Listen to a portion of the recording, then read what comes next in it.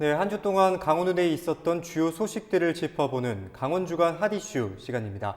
이번 주도 홍승현 기자와 함께합니다. 홍승현 기자 안녕하십니까? 안녕하세요. 네, 오늘부터 이제 사전 투표가 실시됐고 사전 투표는 내일 오후 6시까지 진행이 되는데 또 다음 주면은 이제 본투표가 시작되지 않습니까? 먼저 선거와 관련된 이야기부터 나눠볼까요?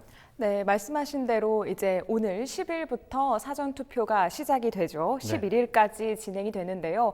이 코로나19 바이러스 감염 우려가 있는 만큼 마스크 꼭 신분증이랑 함께 챙겨서 투표소에 나가셔야겠습니다. 선거가 이제 다음 주 막바지에 정말 들어선 만큼 후보자들도 막판 총력전에 나서고 있습니다. 네. 뭐 예전에 이제 선거 유세 현장이다 하면은 뭐 악수를 한다든지 네. 뭐 선거송을 부른다든지 이런 뭔가 화려한 유세 현장 이번 선거에서는 좀 찾아보기 어려웠었는데요. 네. 대신에 뭐 마라톤이나 방역 활동을 한다든지 좀 이색적인 유세 현장이 눈에 띄었습니다. 네. 특히 이번 총선 강원도는 그 어느 때보다도 치열한 접전이 예상되고 있습니다. 네. 이전 선거와는 좀 다른 양상의 형태가 보여지고 있는데 여론조사 결과만 봐도 그렇습니다. 이번 4.15 총선 투표 전에 마지막 여론조사 결과가 나왔는데요. 8개 선거구 중에서 원주를 제외한 6곳에서 오차 범위 내에 초접전을 벌이고 있는 것으로 나왔습니다. 네, 그렇습니다. 강원일보 등 강원도 내에 있는 5개 언론사가 주식회사 코리아 리서치에 의뢰해서 지난 4일부터 7일까지 조사한 공동 여론조사 결과인데요. 네. 선거구별로 함께 한번 살펴보면서 이야기해 보겠습니다. 먼저 춘천, 철원, 화천, 양구 갑 선거구입니다. 네. 민주당 허영 후보가 47.5%, 통합당 김진태 후보가 42.5%로 나타났습니다. 네. 두 후보 간 격차는 5%포인트로 오차 범위 안에서 허영 후보가 우세한 것으로 나타났습니다. 네. 다음은 춘천, 철원, 화천, 양구, 을 선거구입니다.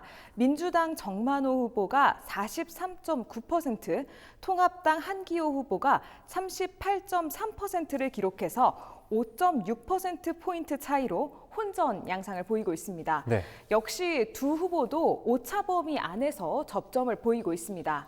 자, 이번에는 원주로 한번 넘어가 보겠습니다. 원주 갑과 을 선거구 모두 민주당 후보들의 지지율이 큰 차이로 강세를 보이고 있습니다. 먼저 원주 갑 선거구는 민주당 이광재 후보가 44.4%로 통합당 박정아 후보를 12.8%포인트 앞섰습니다. 네. 또 원주 을 선거구도 53.3%를 기록한 민주당 송기현 후보가 통합당의 이강우 후보를 20%포인트 넘게 어떻게 보면 좀 여유 있게 제쳤습니다. 다음은 영동 지역 상황 한번 보겠습니다. 강릉 그야말로 초박빙 승부가 펼쳐지고 있는 곳인데요. 네. 이번 여론조사에서 무소속 권성동 후보가 32.4%, 민주당 김경수 후보가 30.8%로 두 후보 간 격차는 1.6%포인트에 불과합니다. 이 두 후보는 오차 범위 내에 접전 양상을 보이고 있습니다. 특히 일주일 전에 실시한 여론조사에서는 민주당의 김 후보와 무소속 권 후보 간 차이가 0.2%포인트였습니다. 자, 동해 태백 삼척 정선 선거구 보겠습니다. 역시나 오차 범위 내 접전을 보이고 있습니다. 통합당 이철규 후보가 40.3%, 민주당 김동완 후보가 36.2%로 두 후보 간 격차는 4.1%포인트입니다. 네. 속초 인제 고성 양양 선거구입니다. 통합당의 이양수 후보가 42.2%, 민주당 이동기 후보가 38.1%로 4.1%포인트 차이로 오차 범위 안에 있습니다. 자, 마지막으로 복합 선거구인 홍천, 횡성, 영월, 평창 선거구입니다. 민주당 원경환 후보가 35.8%, 통합당 유상범 후보가 33.1%로 오차 범위 내 접전 양상을 보이고 있습니다. 네, 짚어주신 대로 보면은 격차가 상당히 크게 벌어진 곳도 있는 반면에 오차 범위 내에 강릉 지역 같은 경우는 1.6%로 초접전 양상을 보이고 있는데 이 경쟁이 상당히 치열할 것으로 보입니다. 네, 그렇습니다. 이번 여론조사 결과로만 보자면요. 오차 범위 내 접전인 곳이 사실 많긴 하지만 8개 선거구 가운데 민주당이 5곳, 또 통합당이 2곳, 무소속이 1곳 우세한 결과를 보이고 있습니다. 네. 지난 20대 총선 결과와 좀 자연스럽게 비교할 수밖에 없는데요. 당시에 민주당 원주 갑 선거구를 제외한 7개 선거구에서 새누리당 후보를 비롯한 보수 진영의 이 후보들이 당선 위주로 됐었는데요. 아무래도 이번 여론조사 결과를 통해서 강원도 표심이 조금 변화한 것이 아니냐 이런 분석들이 조심스럽게 나오고 있는 추세입니다. 네. 하지만 말씀하셨던 대로 정말 그야말로 박빙 중에 박빙이고 6개 선거구가 오차 범위 내에서 다투고 있는 만큼 네. 이 결과는 말 그대로 이 선거 결과, 이 뚜껑을 열어봐야 알 수 있을 것 같습니다. 그런 만큼 지금 이제 여론조사 결과 공표가 불가한 이 투표일까지 남은 기간을 블랙아웃 기간이라고 하는데 네. 이 기간들이 각 후보들한테는 정말 너무너무 중요한 일종의 좀 터닝 포인트가 될 것으로 전망됩니다. 네. 이번 여론조사는 강원일보를 비롯한 도내 5개 언론사가 공동으로 여론조사 전문기관인 주식회사 코리아 리서치 인터내셔널에 의뢰해 지난 4일부터 7일까지 나흘 동안 강원도 내 8개 선거구에 거주하는 만 18세 이상 남녀 4,048명을 대상으로 실시했습니다.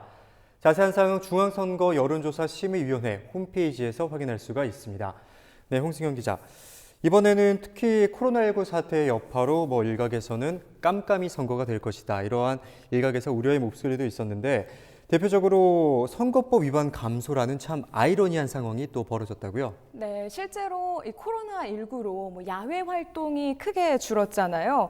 모임도 줄고 이에 따라서 선거법을 위반하는 사례가 눈에 띄게 감소했다고 합니다. 네. 보도 내용부터 한번 보시고 이야기 나눠보겠습니다. 강릉시 선거관리위원회는 4.15 총선에 출마한 특정 후보자를 위해 유권자에게 음식물을 제공한 혐의로 2명을 지난 7일 검찰에 고발했다고 밝혔습니다.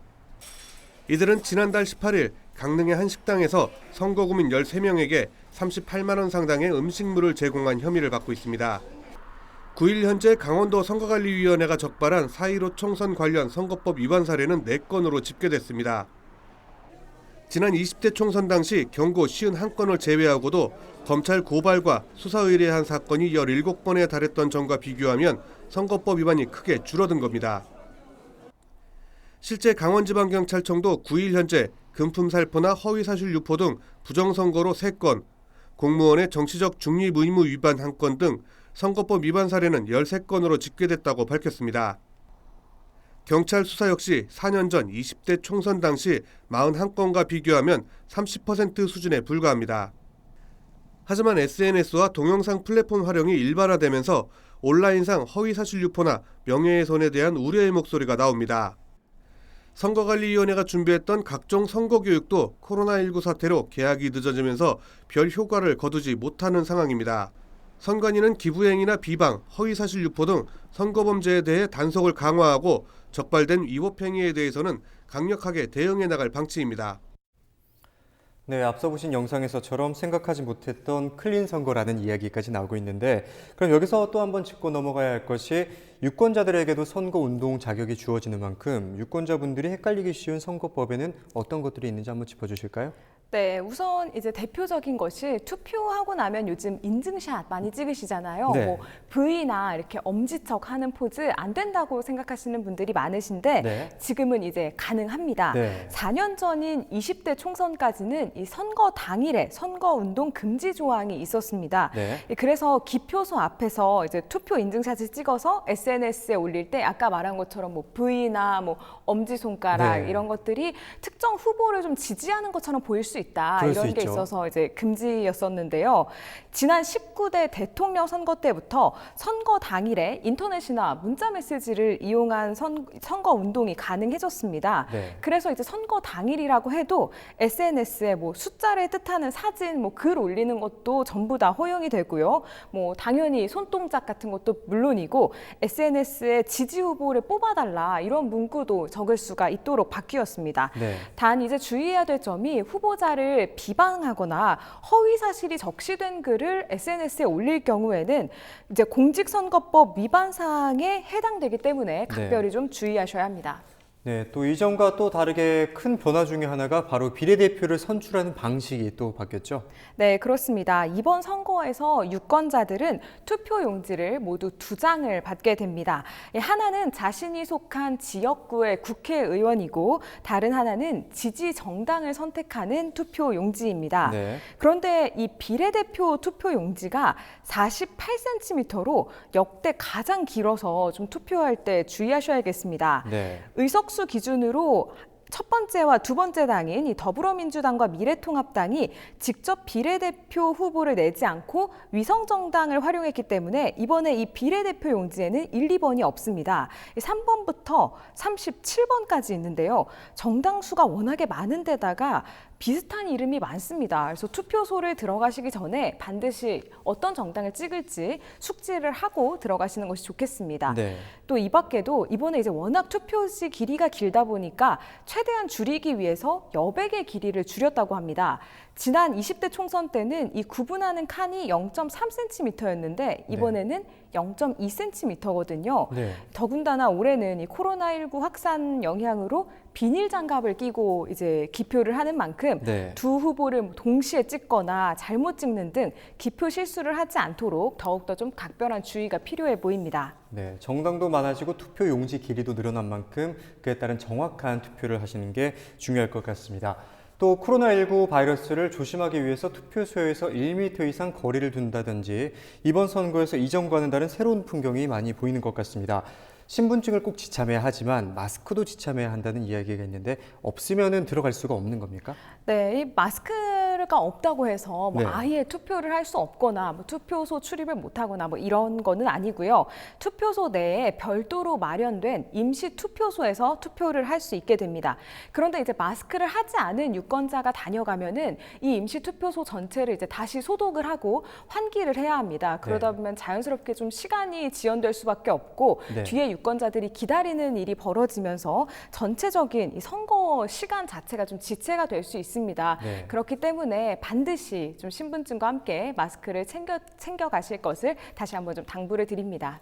네, 투표하실 때 신분증과 함께 마스크를 꼭 지참하기를 바란다는 당부의 말씀을 해주셨습니다. 또 지금 코로나19 자가격리자나 확진자의 경우는 투표를 어떻게 해야 할지에 대해서도 한번 짚어주실까요?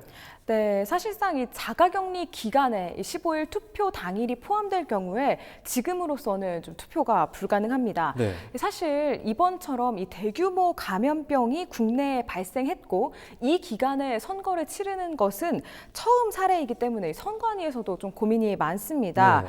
우선 지금 검토되는 것은 선거 당일에 일시적으로 격리 조치를 해제하고 자가격리자들은 투표 마감 시간 직전에 이제 투표소에 도착해서 오후 6시 이후에 별도로 투표하는 방안이 검토되고 있다. 뭐 이런 내용들이 일부 언론사를 통해서 지금 보도가 되고 있는데요. 네. 아직까지 이 부분이 정해진 건 아닌 만큼 네. 추후에 이제 선관위의 공식 발표를 좀 지켜봐야 될 것 같습니다. 네, 아직까지는 검토 중이라고 말씀을 해주셨습니다. 선거 당일 저희 헬로티비 뉴스에서도 개표 방송을 전해드릴 예정입니다. 많은 관심 부탁드리고요. 또 마스크 착용 등 사회적인 거리 두기를 준수하는 투표 인증샷과 함께 앞으로 우리 지역의 일꾼으로 뽑힐 당선자에게 바라는 점을 카카오톡 제보 25로 보내주시면 저희가 선거 당일 개표 방송을 통해서 보다 생생하게 전달해 드리도록 하겠습니다. 내일 위한 선택, 투표를 꼭 하시기를 다시 한번 강조드리겠습니다. 그리고 다음 주제로 한번 넘어가 볼까요? 네, 이번에는 산불과 관련된 이야기를 준비해봤습니다. 네. 어느덧 강원도에서 동해안 대형 산불이 발생한 지 1년이 지났습니다. 최근에도 건조주의보가 계속되고 있어서 도내에 크고 작은 산불들이 있었는데요. 보도 내용부터 보시고 추가적인 이야기 나눠보겠습니다. 우거진 나무 사이로 새하얀 연기가 치솟습니다. 산림청 헬기가 하늘 위를 날아다니며 물을 뿌리고 산불 진화 인력이 장비를 갖춰 현장에 투입됩니다. 강원도 전역에 건조특보가 내려진 8일 낮 12시 40분쯤 영월군 주천면의 한 야산에서 불이 나 약 2시간 반 만에 꺼졌습니다. 이 불로 인명피해는 없었지만 마을에 있던 주민들이 급히 대피하는 소동이 빚어졌습니다. 산림 8,000제곱미터를 잿더미로 만들어버린 이번 산불은 주민이 용접을 하다가 튄 불꽃에서 시작된 것으로 산림당국은 보고 있습니다. 이날 오후 1시 35분쯤 원주시 소초면의 야산에서도 불이 났습니다. 헬기 2대와 진화 차량 14대, 인력 100여 명 등이 투입돼 불은 1시간여 만에 꺼졌습니다. 산림당국은 인근 주민이 화목보일러 젤을 산에 내다 버려 불이 난 것으로 보고 있습니다. 또 오후 2시 15분쯤 원주시 학성동의 야산에서 불이 나 10여 분 만에 꺼지는 등 건조한 날씨 속에서 영서 지역에 산불이 잇따랐습니다. 영월군의 한 야산 중턱에서 하얀 연기가 솟아오릅니다. 곳곳에서 피어오른 연기는 바람을 타고 농촌 마을을 뿌옇게 뒤덮었습니다.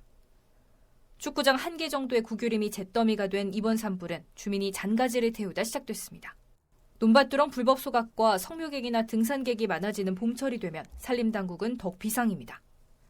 10년간 3, 4월 봄철에 발생한 강원도 산불이 전체 건수의 40%, 피해 면적의 약 70%를 차지합니다.